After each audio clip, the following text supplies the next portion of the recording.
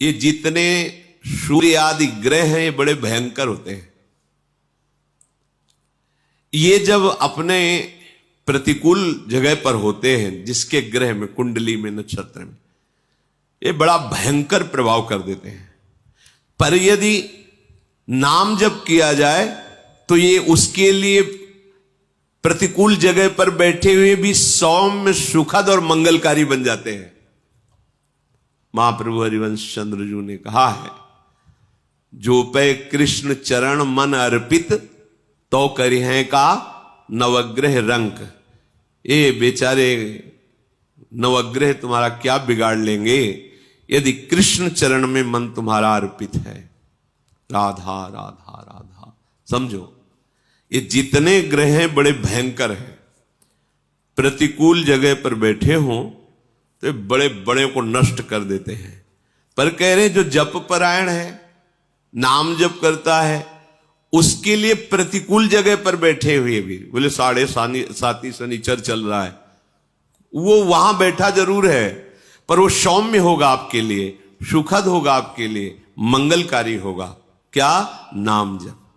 अगर भगवान की शरण में हो, भगवत सन्मुख हो, नाम जप कर रहे हो, तो कोई भी प्रतिकूल स्थान पर बैठा हुआ, विपरीत स्थान पर बैठा हुआ ग्रह आपका अनिष्ट नहीं कर सकता, और उल्टा वो आपको सुखद, सौम्य और मंगलकारी होगा। अब लोग इन सब के लिए बाहरी उपायों में भटकते हैं कि ऐसा है तो ऐसा कर ले। कुछ नहीं, नाम जप करो, इससे सब ठीक हो जाएगा। जो उपासक नाम जप करता है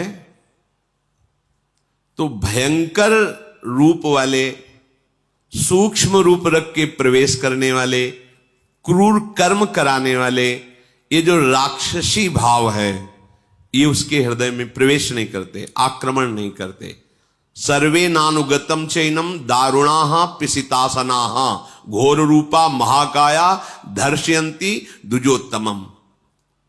जो जप परायण है, नाम जप करता है, तो यहां घूमते रहते हैं अव्यक्त रूप से भूत प्रेत पिशाच, भयंकर आसुरी राक्षसी स्वभाव वाले। जब आप अपवित्र हैं, भगवत विमुख हैं, देखो उनके कर्म कैसे थे। अरे यार, घोर राक्षस है, बिल्कुल दया नहीं आई, ऐसा कर दिया, तो उसके ऊपर आविष्ट हो गया। ये सूक्ष्म रूप से रहते हैं। जैसे किसी को भूत दिखाई थोड़ी देते हैं, पर आवेश हो जाता है, बोले मैं अमुक हूं, क्योंकि वो अपवित्र है, भगवत विमुख है, उसके लिए द्वार खुला है, उसको दंड देने के लिए उसके अंदर प्रवेश कर गया। भयंकर रूप वाले या सूक्ष्म रूप वाले या विशालकाय, क्रूर कर्मा, गलत कर्म कराने वाले, ये जो राक्षस हैं, जो आसुरी भाव हैं, ये जप परायण पर कभी आक्रमण नहीं कर सकते। इसलिए राधा राधा राधा, बड़ा भयंकर है संसार, तुम्हें समझ में नहीं आ। राधा राधा राधा राधा।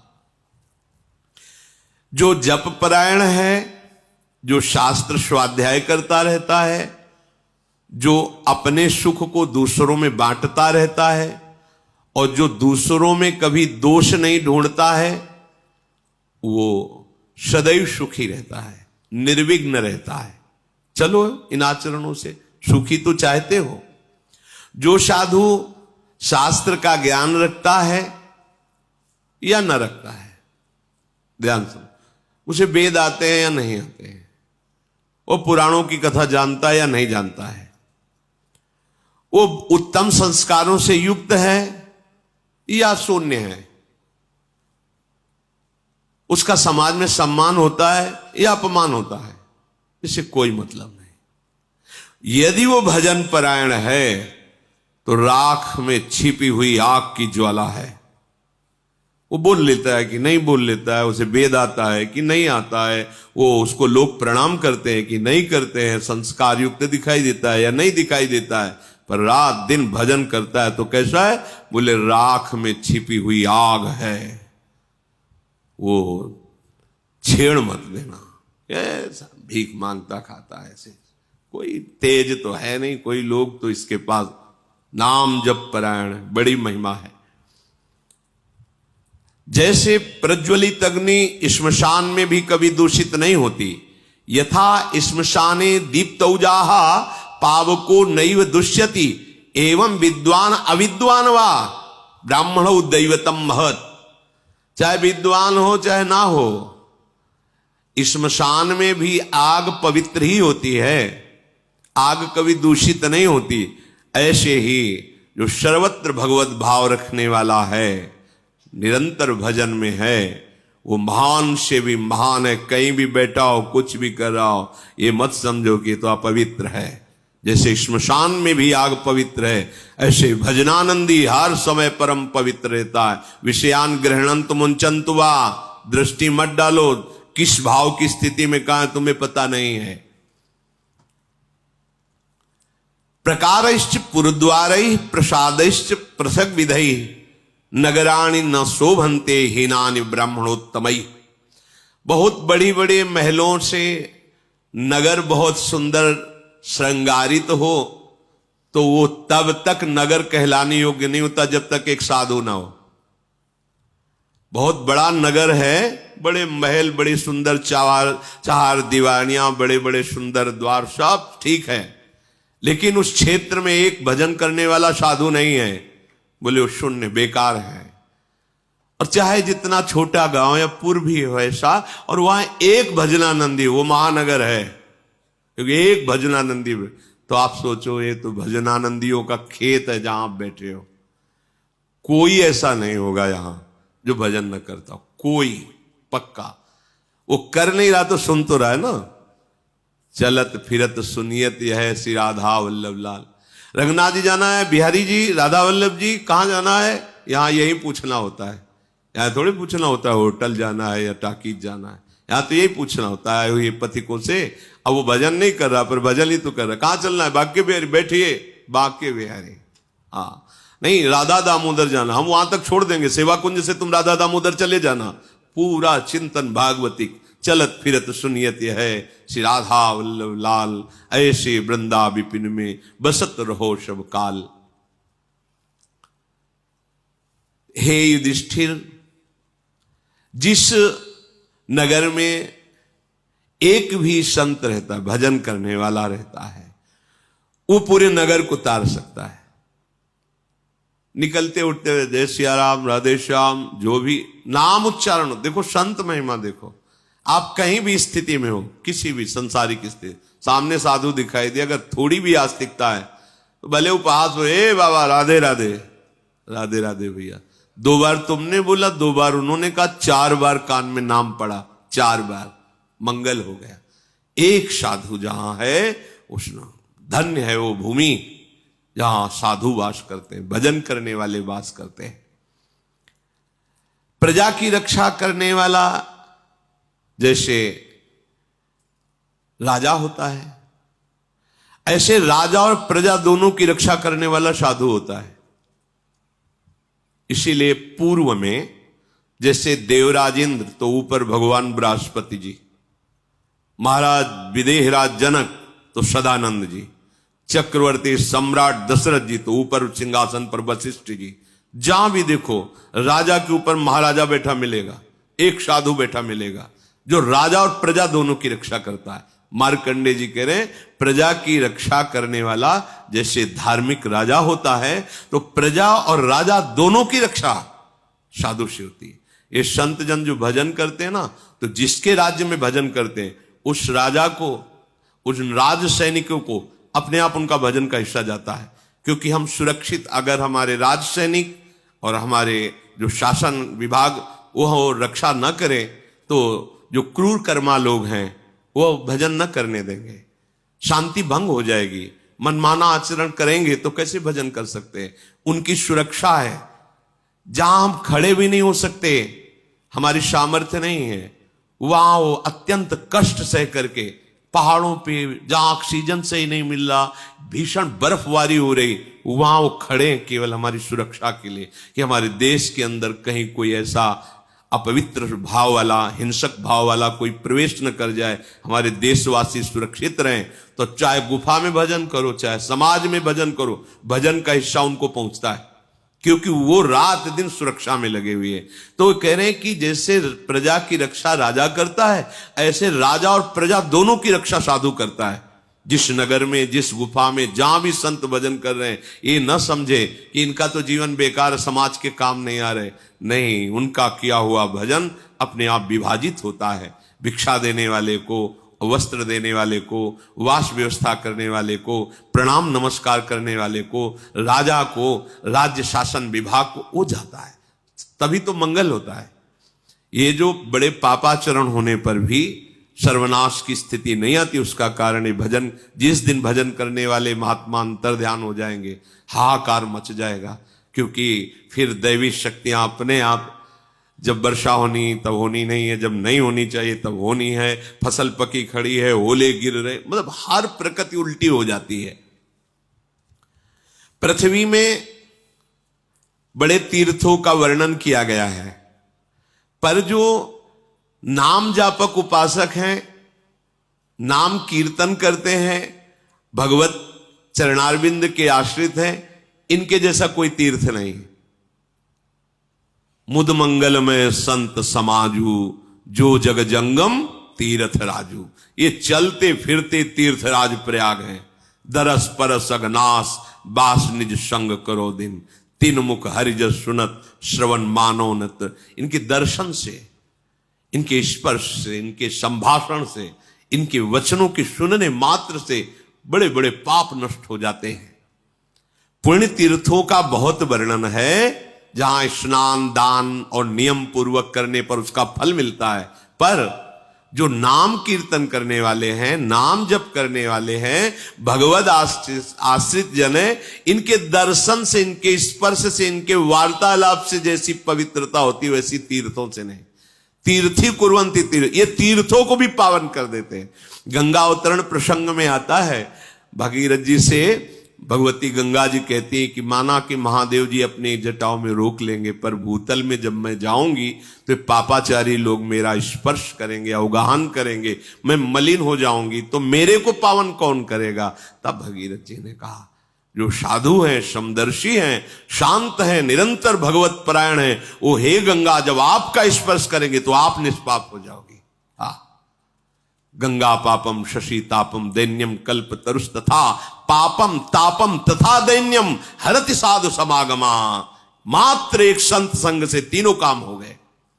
गंगा जी पाप का नाश करती, चंद्रमा शीतलता प्रदान करके ताप का नाश कर, ये सब ताप पाप दरिद्रता जैसे कल्पतरु दरिद्रता नष्ट करता है, साधु संग दरिद्रता नष्ट कर देता है। क्या, जब आपको भगवान नाम में प्रीति होगी तो आप सबसे बड़े धनी हो गए।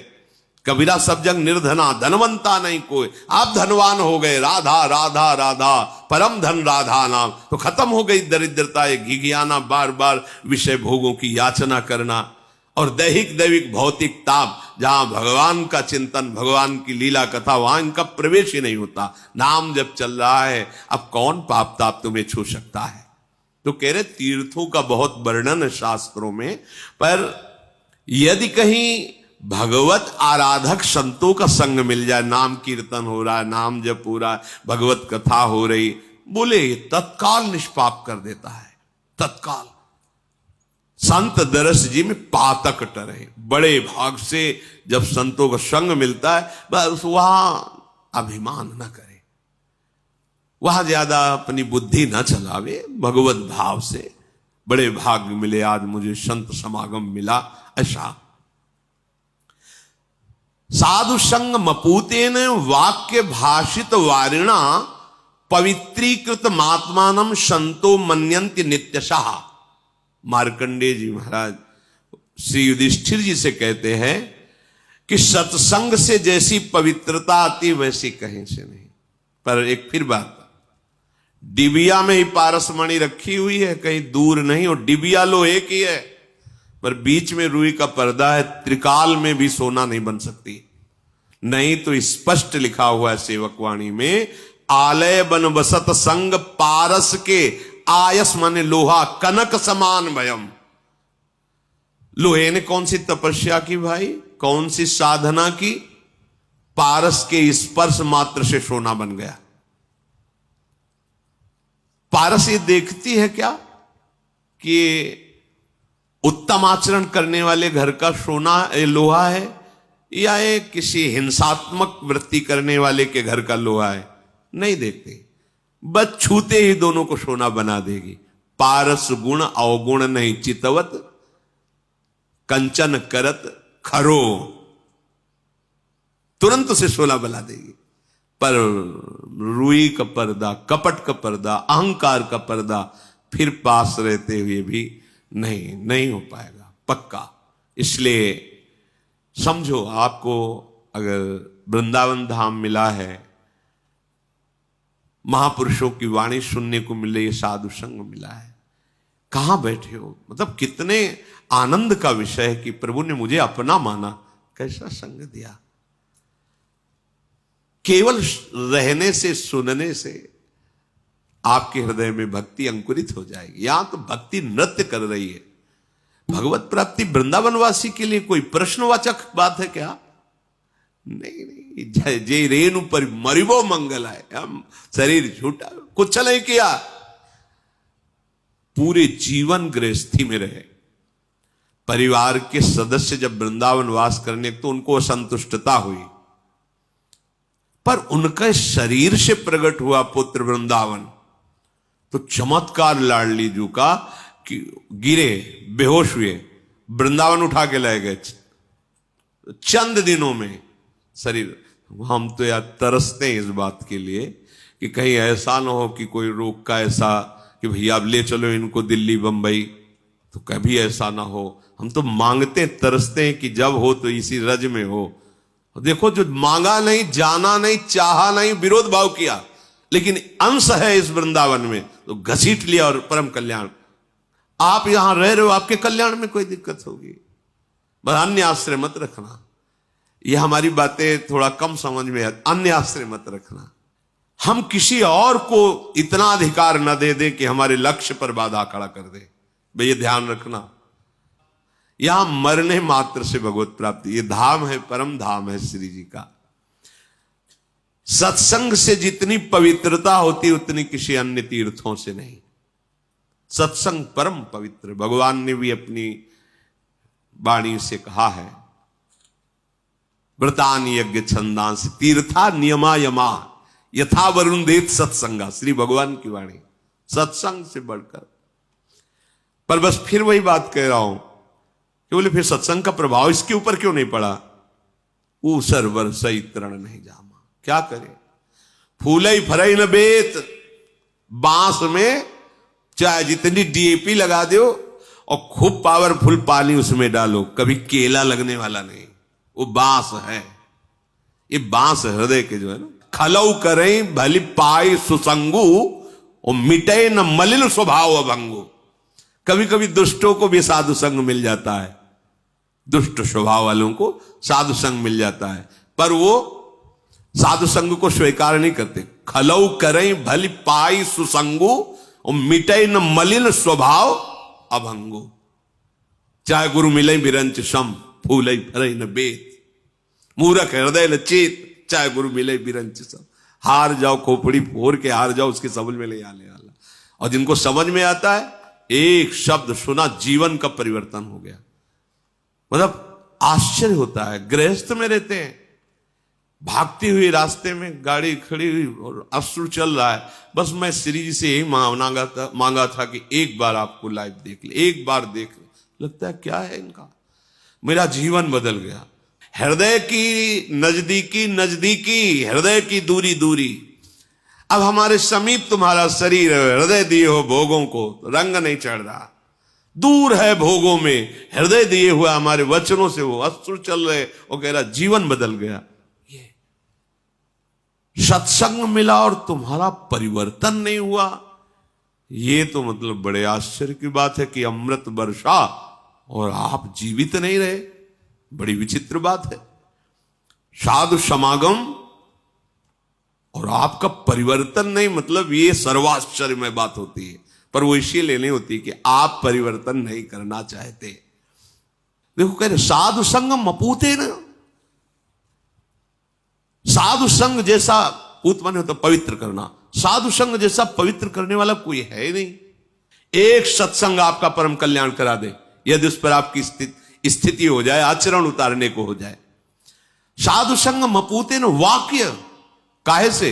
वाक्य सुभाषितम, उनकी वाणी को केवल आप मान लीजिए, बस सामर्थ्य उसी में बैठी हुई है, उनकी वाणी में। पवित्रीकृत महात्मानम, किसी और तीर्थ में गोता लगाने की जरूरत ही नहीं है। आत्मस्वरूप से तुम स्थित हो जाओगे, परम पवित्र हो जाओगे। संतो मन्यन्ति नित्य सा, जो सदैव संतों की ऐसी मान्यता करते हैं। आहा, जैसे हम त्रिवेणी संगम में जाए, आहा आज मुझे संगम में स्नान करने को मिलेगा, ऐसे आहा आज भगवान की कृपा। जैसे हनुमान जी को देख करके विभीषण जी कृतकृत्य हो रहे, अब मोहि भाव भरोस हनुमंता, बिनु हरि कृपा मिले नहीं संता, जो प्रभु मोहि अनुग्रह के तो तुम आई दरस हट दी। आज मैं कृतकृत्य हो गया, आज विश्वास हो गया कि भगवान की कृपा हमारे ऊपर है, आपका संग मिला, मेरे ऊपर अनुग्रह। ये यहां हम महत्व विषयों का दे रहे, तो कैसे बात बनी, कैसे समझ में आएगा?